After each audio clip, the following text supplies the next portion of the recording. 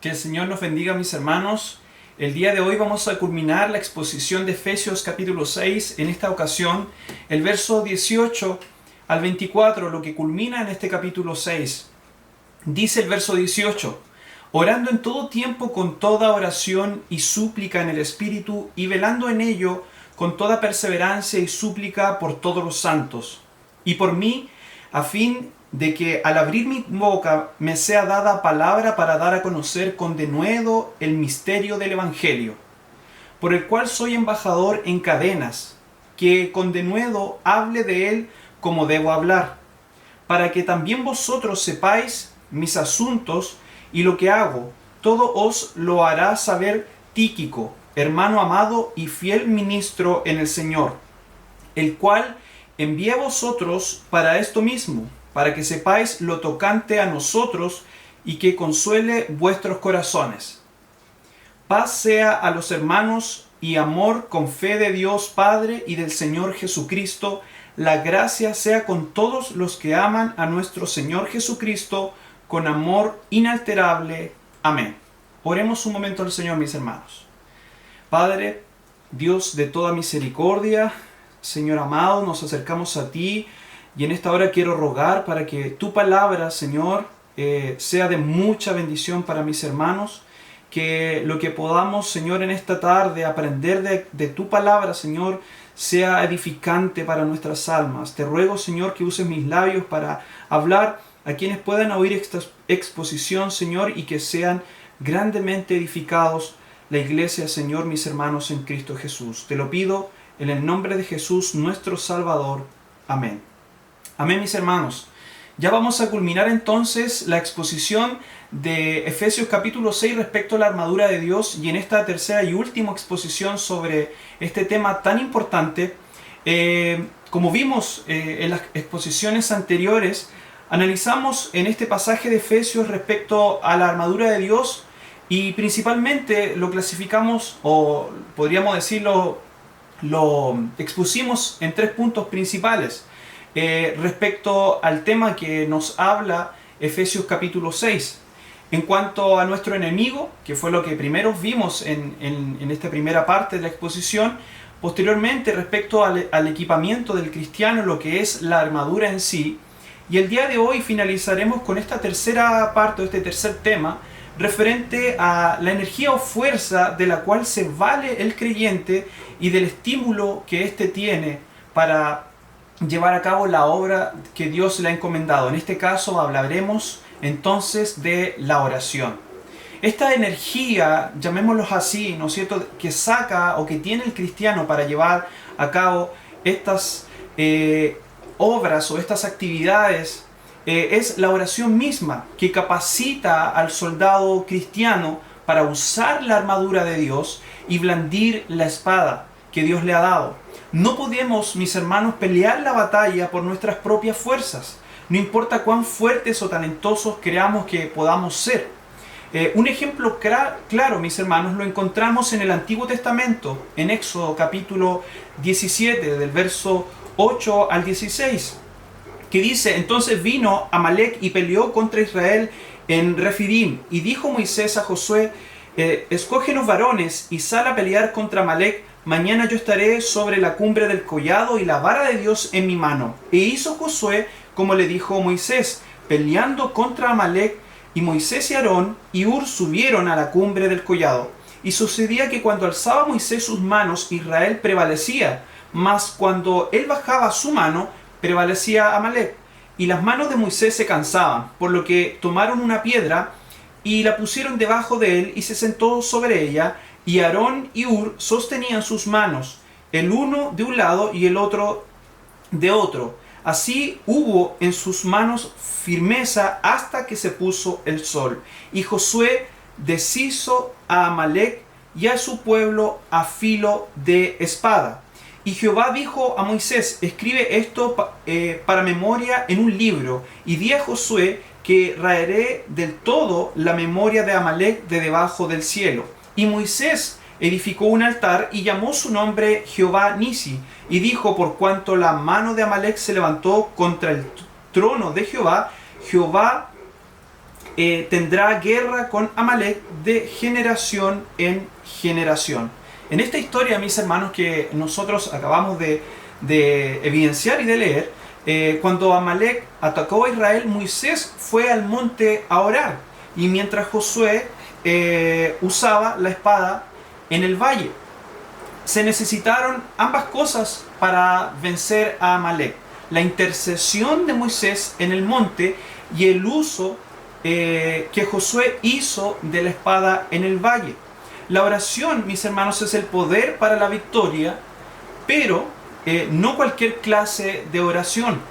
Y vemos, mis hermanos, cómo en esta intercesión que hizo Moisés, no fue una intercesión que llevó a cabo él solo, sino que de cierta manera también él tuvo ayuda de parte de Aarón y de Hur para llevar a cabo esta intercesión. Claro, quizás en este caso Aarón y Hur no intercedieron en cuanto a la oración, sino que el que estaba clamando en aquel minuto era Moisés, pero sí ellos alzaron sus manos para que se llevara a cabo esta acción.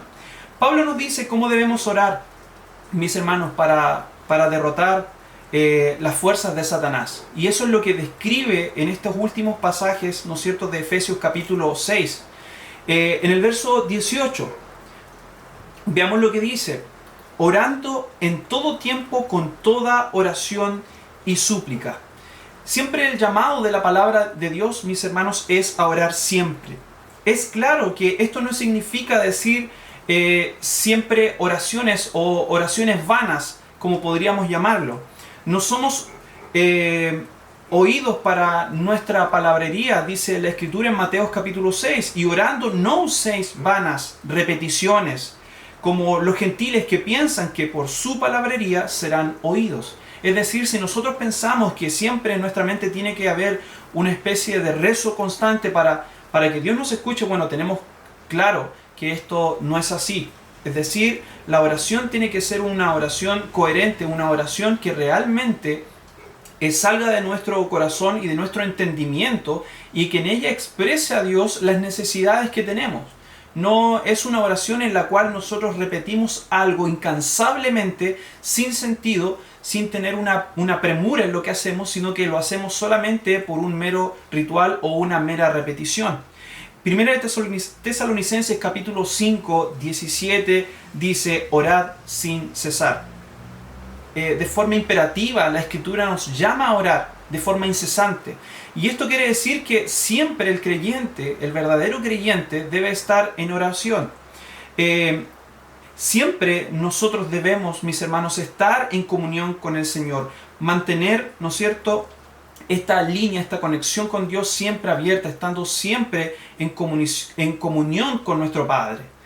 Erramos al decir, mis hermanos, al orar: Señor, venimos a tu presencia, porque de cierta manera, mis hermanos, jamás salimos de estar de la presencia del Señor. Un creyente debe orar siempre, porque siempre está sujeto a las tentaciones y a los ataques del diablo. Eso lo estudiamos y lo vimos en las exposiciones anteriores. Un ataque por sorpresa, mis hermanos, ha derrotado a más de un creyente que ha dejado de considerar que debe orar sin cesar. Cuando nosotros nos confiamos y decimos, bueno, debo orar, pero no es necesario que mi oración sea tan extensa, es decir, nos conformamos con la cantidad de tiempo que oramos, creo que realmente hemos menospreciado el valor de la oración. Ningún expositor de la palabra, ningún exponente dentro de la Escritura ha decidido que tiene más la oración. Es decir, como que he orado demasiado, o el tiempo que he pasado orando realmente ha sido muy extenso. Al contrario, la mayoría de los hombres de Dios reparan de sí mismos el poco tiempo que emplean para la oración, y cuánto quisieran poder implementar más tiempo para orar.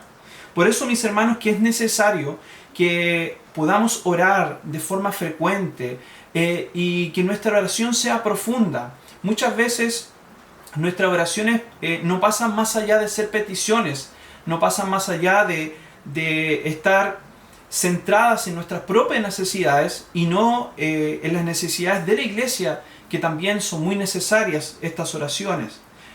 La Escritura también nos dice, mis hermanos, en este verso 18, orando en todo tiempo con toda oración. Hay más de una clase de oración, mis hermanos. Hay una oración con súplica, una oración de intercesión, de agradecimiento, como lo vemos, ¿no es cierto?, a través de la palabra de Dios. En 1 Timoteo capítulo 2, verso 1 dice: exhorto ante todo a que se hagan rogativas, oraciones, peticiones y acciones de gracia por todos los hombres. El creyente que ora tan solo para pedir cosas se pierde bendiciones que vienen con la intercesión y el agradecimiento, mis hermanos. En efecto, el agradecimiento es una gran arma de la oración para derrotar a Satanás. La alabanza cambia las cosas tanto como la oración cambian las cosas, mis hermanos. La intercesión por otros puede traer victoria a nuestra propia vida. La palabra de Dios nos dice en Job capítulo 42, verso 10: y quitó Jehová la aflicción de Job cuando él hubo orado por sus amigos, y aumentó al doble todas las cosas que habían sido de Job. La oración tiene un lugar trascendental en la vida de los hombres que nosotros vemos en la Escritura. Vemos cómo de cierta manera todos estos hombres han estado ligados fuertemente a la oración, y vemos cómo cada uno de ellos hizo uso de la oración como una herramienta poderosa para llevar a cabo aquella obra que Dios les había encomendado. Es por eso que en la siguiente frase que el apóstol Pablo señala, en el verso 18 dice: con toda oración y súplica en el Espíritu. Orar en el Espíritu. La fórmula bíblica, mis hermanos, es orar al Padre a través del Hijo y en el Espíritu. Romanos capítulo 8 del verso 26 al 27 dice: y de igual manera el Espíritu nos ayuda en nuestra debilidad. Pues, ¿qué hemos de pedir como conviene? No lo sabemos, pero el Espíritu mismo intercede por nosotros con gemidos indecibles. Mas el que escudriña los corazones sabe cuál es la intención del Espíritu, porque conforme a la voluntad de Dios intercede por los santos. Conforme, mis hermanos, como dice entonces, a la voluntad de Dios intercede por los santos. Nos dice que solo en el poder del Espíritu podemos orar en la voluntad de Dios. De otro modo, nuestras oraciones podrían ser egoístas y fuera de la voluntad de Dios. En el tabernáculo, mis hermanos, del Antiguo Testamento, había un pequeño altar de oro delante del velo donde el sacerdote quemaba incienso. Veamos lo que dice la Escritura referente a esto, en Éxodo capítulo 30. Dice: harás asimismo un altar para quemar el incienso, de madera de acacia lo harás. Su longitud será de 1 codo y su anchura de 1 codo, será cuadrado y su altura de 2 codos, y sus cuernos serán parte del mismo. Y lo cubrirás de oro puro, su cubierta, sus paredes en derredor y sus cuernos.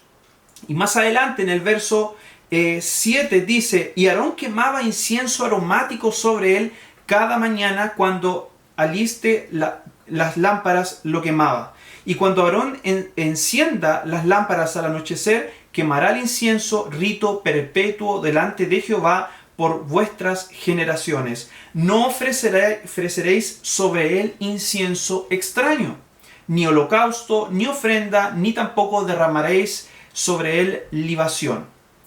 Vemos cómo entonces, mis hermanos, en este pasaje en Éxodo, el significado espiritual de este altar es evidente. El incienso, mis hermanos, representaba las oraciones de los santos, tal cual como lo vemos, mis hermanos, en Apocalipsis capítulo 8, verso 3, cuando dice: otro ángel vino entonces y se paró ante el altar con un incienso de oro, y se le dio mucho incienso para añadirlo a las oraciones de todos los santos sobre el altar de oro que estaba delante del trono. La expiación en el altar de bronce reconciliaba al adorador con Dios, mientras que el olor agradable del incienso lo completaba con la comunión. En este aspecto, mis hermanos, la ofrenda de incienso no solo espiritualizaba y transfiguraba la ofrenda quemada, sino que también era como una consumación de aquella misma. Para el cristiano, mis hermanos, este tributo de oración es continuo, tanto en el sentido de la actitud constante de la plegaria que nosotros realizamos, como también en los periodos cotidianos en donde nosotros meditamos, ¿no es cierto? E intercedemos. Por eso, mis hermanos, el incienso es una figura en este pasaje de la oración.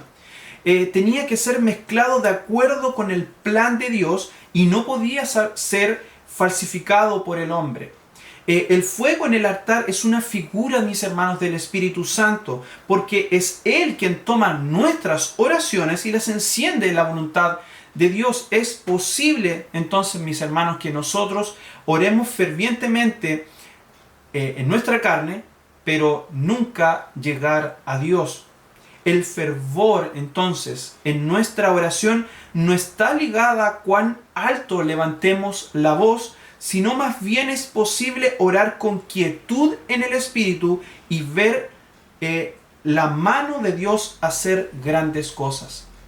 Es importante, entonces, que tengamos en consideración esto. ¿Cuántas veces no pensamos que si nuestra oración no era con una exaltación tremenda de nuestra voz, no iba a tener efecto? O realmente esta oración no iba a llegar delante del trono de Dios.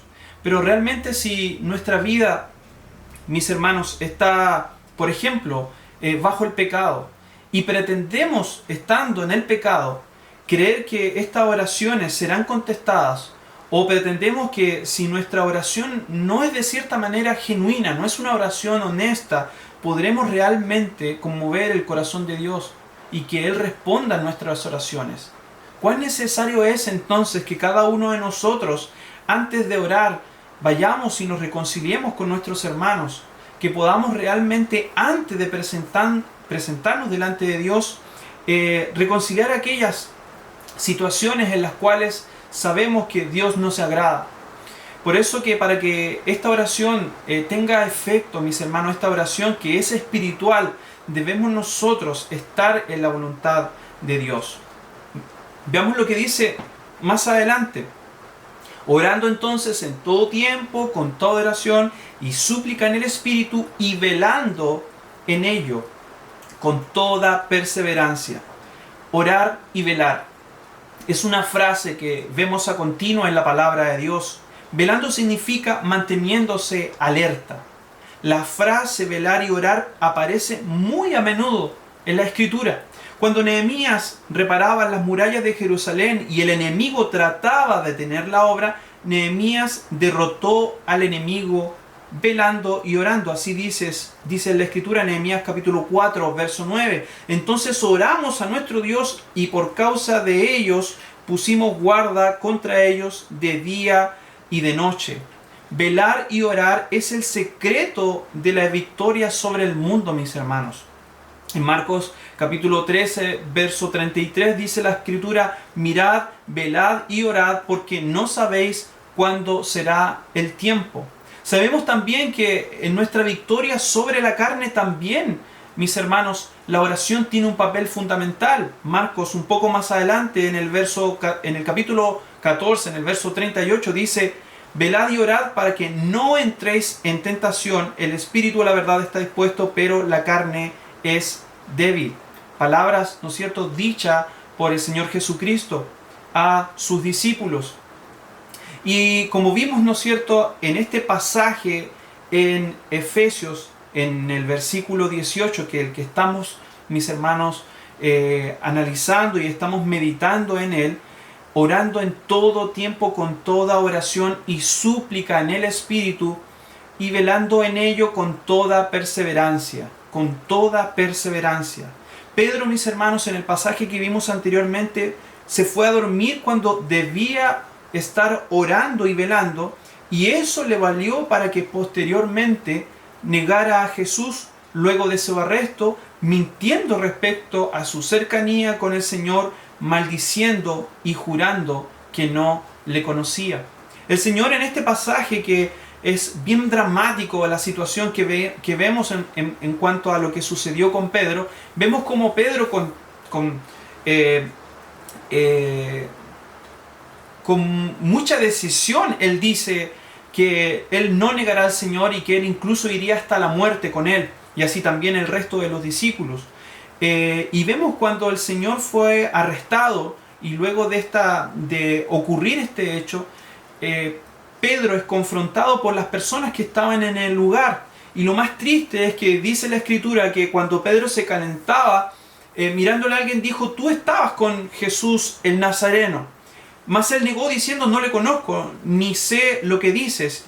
Y dice que cantó el gallo en aquel entonces. Y más adelante, el verso 71, dice: entonces él comenzó a maldecir y a jurar: no conozco este hombre de quien habláis. Y dice la Escritura, el verso 72, y el gallo cantó la segunda vez. Entonces Pedro se acordó de las palabras de Jesús, que Jesús le había dicho. Entonces, que antes que el gallo cante 2 veces, me negarás 3 veces. Y pensando en esto, lloraba. Vemos cómo él se lamentó por esta situación. Pero realmente aquí cabe destacar las palabras dichas con anterioridad por el Señor. En el mismo capítulo 14, en el verso 38, velad y orad, le dijo, para que no entréis en tentación. El espíritu a la verdad está dispuesto, pero la carne es débil. El apóstol Pedro, en este caso Pedro, estaba dispuesto a hacer la voluntad de Dios, pero su carne fue débil. Nuestra oración ayuda a que nuestro espíritu sea fortalecido y que nuestra carne, mis hermanos, mengue en nosotros. Es por eso es que debemos orar. Es por eso que la palabra de Dios nos llama a orar y a velar, para no dar lugar al diablo. Nos llama a orar y a velar para que nuestra carne no prevalezca por sobre nuestro espíritu, para que las cosas carnales en nuestra vida mueran y las cosas espirituales, mis hermanos, crezcan, tengan fruto en nuestra vida. Por eso que el Señor no se equivocó cuando le dijo estas palabras. Y creo que el apóstol Pedro, a posterioridad, él recordaría aquellas palabras del Señor cuando le dijo en aquel lugar, luego de que se apartaron a orar en el Getsemaní, cuando les dijo aquellas palabras: velad y orad para que no entréis en tentación. Debemos nosotros, mis hermanos, entonces seguir el consejo del Señor. Debemos mantenernos en oración y velando, para evitar, ¿no es cierto?, caer en tentación, porque claramente el Señor lo dijo: a la verdad el espíritu está dispuesto, pero la carne es débil. Y por último, mis hermanos, en este mismo pasaje, cuando habla entonces velando en ello con toda perseverancia y súplica por todos los santos, es que el apóstol Pablo está señalando que debemos mantener una perseverancia en la oración. La palabra perseverancia simplemente significa apegarse a ello y no dejarlo. Los primeros creyentes oraron de esta forma. Lo vemos en múltiples versos en Hechos. Por ejemplo, en el Hechos capítulo 1, verso 14, dice: todos estos perseveraban unánimes en oración y ruego con las mujeres y con María, la madre de Jesús, y con sus hermanos. Más adelante, en el capítulo 2, verso 42, y perseveraban en la doctrina de los apóstoles, en la comunión unos con otros, en el partimiento del pan y en las oraciones. Y nosotros también, mis hermanos, debemos orar así. La palabra también nos llama a eso. Romanos, el apóstol Pablo nos dice en capítulo 12, gozosos en la esperanza, sufridos en la tribulación, constantes en la oración. Nos llama también el apóstol Pablo a ser constantes. La perseverancia en la oración no significa que tratemos de torcerle el brazo a Dios, sino más bien que estemos profundamente preocupados y agobiados. Y no podemos descansar hasta conseguir, ¿no es cierto?, aquella respuesta de parte de Dios. Nosotros sabemos que en nuestra oración la respuesta de Dios no es en el instante. Podemos quizás a los muchos años, a los meses, recibir una respuesta de parte de Dios, pero eso no significa que debamos claudicar en nuestra oración. Tal como lo dijo el ministro escocés Robert Lowe, la oración no es lograr que se haga la voluntad del hombre en el cielo, es lograr que se haga la voluntad de Dios en la tierra. La mayoría de nosotros dejamos de orar justo cuando Dios está a punto de darnos una respuesta o de darnos la victoria. No todos están en una condición como para sinceramente pasar quizás una noche entera en oración. Pero todos, de cierta manera, mis hermanos, podemos perseverar en la oración mucho más de lo que lo hacemos, ¿no es cierto?, quizás en este instante. Creo que todos nosotros podríamos decir, creo que puedo orar más de lo que estoy orando. Creo que necesito orar más de lo que oro actualmente. Ninguno de nosotros puede estar satisfecho con su vida de oración. Por eso que la iglesia primitiva oró sin cesar, mis hermanos, cuando Pedro estaba en prisión y en el último momento Dios le dio la respuesta en Hechos capítulo 12. Y vemos cómo ellos oraron y clamaron para que Pedro saliera, ¿no es cierto?, de aquella prisión, y finalmente así ocurrió. Y lo más increíble de todo esto es que cuando Pedro fue realmente hecho libre, de una manera sobrenatural, ni siquiera los mismos hermanos creyeron que era Pedro el que estaba fuera de su puerta dejándoles entrar. A causa de que era imposible que quizás algo así ocurriera, pero vemos el efecto de la oración de los creyentes los unos por los otros.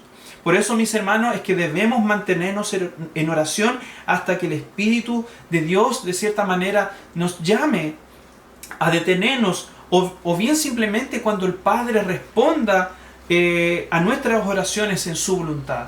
Nuestro clamor debe ser constante, siempre y cuando, mis hermanos, nosotros sepamos que debemos seguir orando por ello. Recuerdo la Escritura, ¿no es cierto?, cuando el salmista David oraba por la vida de su hijo, porque su hijo había sido sentenciado a muerte, y David se había dispuesto a orar de forma profunda a Dios, pero cuando el niño murió, él dejó de orar, él dejó de clamar por él, y simplemente porque ya sabía que esa había sido la voluntad de Dios, y que ya no debía seguir clamando si el veredicto de Dios ya había sido dado para aquel niño, para aquel pequeño.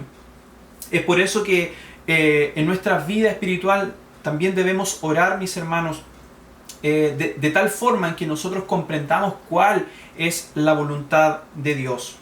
Diciendo entonces más adelante la Escritura en este mismo verso 18 dice: y súplica entonces con toda perseverancia y súplica por todos los santos. El Padre Nuestro, mis hermanos, comienza diciendo Padre Nuestro. No dice Padre mío, sino que dice Padre Nuestro. Oramos como una gran familia. Oramos como un Padre de todos aquellos que somos hijos de Dios y creyentes. Y debemos orar por los otros miembros de esta familia. Aún Pablo pidió el apoyo en oración de los hermanos de Éfeso. Y mis hermanos, si Pablo necesitaba las oraciones de los santos, dígame usted, ¿cuánto más la necesitaremos usted y yo? Si mis oraciones ayudan a que otro creyente sea victorioso en su vida espiritual, entonces aquella victoria me ayudará también a mí, entonces, mis hermanos. Fijémonos entonces que Pablo no le pidió que oraran por su comodidad, por seguridad, por algún bienestar físico, económico, sino por la efectividad de su testimonio y de su ministerio. Qué tremendo, mis hermanos, es la vida, el ejemplo que da el apóstol Pablo en las Escrituras. Él, estando en prisiones, no rogó por ninguna otra cosa, sino que rogó, como dice la Escritura, en el verso 19, y por mí, a fin de que al abrir mi boca me sea dada la palabra para dar a conocer con denuedo el misterio del Evangelio. Él pidió que oraran por él para que por medio de sus labios se diera a conocer el santo Evangelio. Qué increíble lo que hace el Espíritu de Dios en la vida del hombre. Se despreocupa de sí mismo, se despreocupa de sus propias necesidades, sino que piensa en el bienestar de los demás, piensa en Dios, piensa en el bienestar de la obra de Dios. Y es por eso, mis hermanos, que ya avanzando y para finalizar este punto, vamos a hablar en relación al estímulo, del verso 21 en adelante, que dice lo siguiente: para que también vosotros sepáis mis asuntos y lo que hago, todo os hará saber Tíquico, hermano amado y fiel ministro en el Señor, el cual envié a vosotros Para esto mismo, para que sepáis lo tocante a nosotros y que consuele vuestros corazones. Paz sea a los hermanos y amor con fe de Dios Padre y del Señor Jesucristo. La gracia sea con todos los que aman a nuestro Señor Jesucristo con amor inalterable. Amén. No peleamos, mis hermanos, la batalla solos. Hay otros creyentes que están con nosotros en esta pelea. Y debemos tener, mis hermanos, cuidado de animarnos los unos a los otros, como también la Escritura nos llama. Y el apóstol Pablo animó a los creyentes en Éfeso. Tíquico era un aliento para Pablo. De hecho, en Hechos capítulo 20, el apóstol Pablo habla en relación a Tíquico. Y Pablo en esta ocasión enviaba a Tíquico a Éfeso para alentar a los hermanos, para darle ánimo en relación a sus vidas espirituales. Y Pablo no era la clase de misioneros que guardaba sus asuntos para sí mismo. Él quería que el pueblo de Dios, mis hermanos, supiera lo que estaba haciendo Dios en donde él estaba, cómo él respondía a sus oraciones y lo que Satanás hacía para oponerse a la obra de Dios. Su motivación entonces, mis hermanos, no era egoísta, sino que él quería que los hermanos evidenciaran el poder de Dios a través de aquellas palabras que él expresaba el Evangelio a aquellos que no conocían a Dios. No trataba el apóstol Pablo de conseguir algo para sí mismo. Es por lo que vimos recientemente, la petición de Pablo de oración era para que Dios le diera más denuedo al momento de predicar el Evangelio. Y qué estimulante entonces debe ser para nosotros ser parte de la familia de Dios, ser parte de este grupo de creyentes y de hombres y mujeres hijos de Dios, en donde en ninguna otra parte podemos ver de que unos y otros interceden en oración para que Dios bendiga a cada uno de nosotros a través de la oración. Dígame, ¿qué otro grupo de personas hace eso? Sino que tan solo los creyentes en el Señor, que se preocupan de las necesidades de aquel que está al lado, rogando para que Dios bendiga a aquel hermano que está en necesidad. Por eso que cuando nosotros vemos el ejemplo de los hermanos en el Nuevo Testamento, encontramos, mis hermanos, que los creyentes no estaban aislados. No eran creyentes que estaban uno por un lado y el otro por el otro y no había comunión entre ellos, sino que aun cuando estaban separados físicamente, espiritualmente, estaban unidos. El mismo apóstol Pablo muchas veces utiliza frases como yo estando con ustedes en el Espíritu, dando a entender de que quizás no estaba presente físicamente, pero en el Espíritu él estaba con ellos, estaba en el clamor, en la oración para con aquellos hermanos a los cuales le escribía. Y por eso, mis hermanos, que nosotros como creyentes somos ovejas, en el sentido de que no andamos dispersos como si fuéramos cabras, sino que estamos unidas como un rebaño. Y la iglesia, mis hermanos, es eso. Somos un rebaño, el cual Dios, por medio, o mejor dicho, el Señor mismo, nuestro Señor Jesucristo, nos pastorea. Él es el pastor. La iglesia es en sí también, mis hermanos, un ejército. Y los soldados, mis hermanos, necesitan pararse juntos y pelear de cierta manera juntos. Ningún soldado sale a pelear solo. Siempre salen, ¿no es cierto?, por grupos para que sea efectivo aquel ataque. Por eso que cuando nosotros hablamos, mis hermanos, de nuestra fe, no hablamos de una fe individual, sino que hablamos de una fe colectiva en la cual estamos nosotros unidos, ya sea como congregación, como iglesia, como cuerpo de Cristo.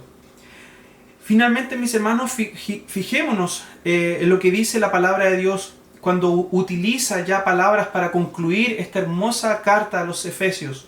Utiliza palabras como paz, amor, fe, gracia. Palabras que al momento de pensar en la condición en la cual estaba el apóstol Pablo es difícil de entender. Él estaba preso en Roma, sin embargo era más rico que cualquier hombre en aquel lugar de opulencia. No importaba, mis hermanos, cuál fuera aquella condición de la cual el apóstol Pablo se tuviera que estar haciéndose en efecto, es decir, si estaba encadenado, estaba pasando hambre, estaba pasando enormes aflicciones, él habla de paz, amor, de fe y de gracia a los hermanos.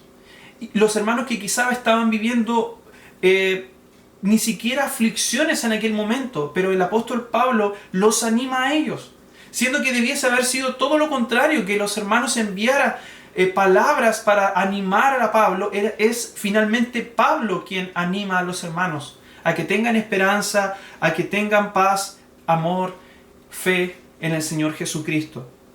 No importa entonces, mis hermanos, cuáles sean nuestras circunstancias, las circunstancias en las cuales usted o yo puedo estar viviendo. Sepa usted que nunca nos podremos asemejar a aquellas circunstancias que vivió el apóstol Pablo. En Jesucristo, mis hermanos, somos grandemente bendecidos con todo tipo de bendición espiritual. Veamos entonces en base a esto, mis hermanos, cuán beneficiados somos de parte de Dios. Si sufrimos persecución tal cual como la sufrió el apóstol Pablo, creo que no. Estamos viviendo en circunstancias en las cuales nuestra vida realmente está pasando peligro. Creo que tampoco, o por lo menos en este tiempo aún no. Por eso, mis hermanos, debemos de aprovechar el tiempo en el cual nos encontramos. Debemos rogar al Señor para que, si es que en nosotros aún hay pereza por el orar, si en nosotros aún hay dificultad para poder doblegar nuestras rodillas y clamar al Señor para que podamos hacerlo, aún que estamos a tiempo, mis hermanos. Somos ricos en Cristo Jesús, mis hermanos. Y eso lo demuestra el apóstol Pablo, diciendo finalmente: la gracia sea con todos los que aman a nuestro Señor Jesucristo con amor inalterable. Amén. Algunas consideraciones finales, mis hermanos. Como hemos visto a través de esta serie de exposiciones de Efesios capítulo 6 respecto a la armadura de Dios, reviste al creyente de todo en cuanto es necesario para tener una vida espiritual abundante. Pero nada de todo lo que hemos expuesto anteriormente tiene verdadero fruto si el creyente no es un hombre o una mujer de oración. De todas las acciones espirituales que realizamos, mis hermanos, congregarnos con los santos, meditar en la palabra de Dios y orar, sin lugar a dudas, esta última es la que causa mayor dificultad para poder realizarse. Cada uno de nosotros podría decir: me cuesta leer la palabra de Dios, me cuesta apartar tiempo para hacerlo, muchas veces me cuesta congregarme con los hermanos. Pero cuánto más nos cuesta doblar nuestras rodillas y clamar al Señor. Claro, alguno podría decir: pero hermanos, algo tan simple. Pero en nuestra intimidad debemos ser honestos y realmente decir que cuán difícil es orar, cuán difícil es llevar a cabo esta actividad, que es una actividad espiritual, netamente espiritual. Un ejemplo vemos cuando el Señor, y lo vimos hace un rato, oraba, ¿no es cierto?, en el Getsemaní, y sus discípulos no oraron con Él. Las palabras del Señor fueron: velad y orad para que no entréis en tentación. El espíritu a la verdad está dispuesto, pero la carne es débil. A causa de que nuestra carne es débil, mis hermanos, y pecaminosa, es por lo tanto que debemos estar en constante oración, rogando los unos por los otros para que seamos fortalecidos y podamos resistir el día malo. Amén. Quisiera orar, mis hermanos, para que de cierta manera esta palabra expuesta sea de bendición para ustedes, mis hermanos, como ya lo ha sido para mi vida. Señor, te agradezco por tu santa palabra, por aquellas vivencias que tuvo que vivir el apóstol Pablo en aquel tiempo, mi Señor, y que cuán bendecidos somos nosotros en este tiempo, en el año 2020, al leer esta hermosa carta del apóstol Pablo a los Efesios. Cuán nutritivo es para nuestra alma oír aquellos pasajes, Señor, viendo cómo el apóstol Pablo, estando en presidio, en aflicciones, rogaba a ti, Señor, por aquellos hombres y mujeres en Éfeso, rogando para que sean fortalecidos, rogando para que ellos puedan vencer en aquella batalla en la cual todos nos encontramos. Es por esto que, entendiendo que tú nos has dado esta armadura, Señor, ayúdanos también a orar. Ayúdanos también a a doblegar nuestra carne, Señor, para presentarnos a ti siempre en oración. Para que este acto, que quizás físicamente es tan sencillo como doblegar nuestras rodillas, pueda, Señor, ser lo que podamos siempre como iglesia realizar, Señor, en todo tiempo, orando y rogando a ti, Señor, por cada uno de los santos, por aquellos que están pasando aflicciones, por aquellos que están en enfermedad, por aquellos que, Señor, están en eminencia, por aquellos, Señor, que están, mis hermanos, mi Dios, pasando necesidades, aquellos de mis hermanos. Padre, gracias te doy por tu palabra y te ruego, Señor, que seamos bendecidos por medio de ella. Te lo ruego en el nombre de Jesús.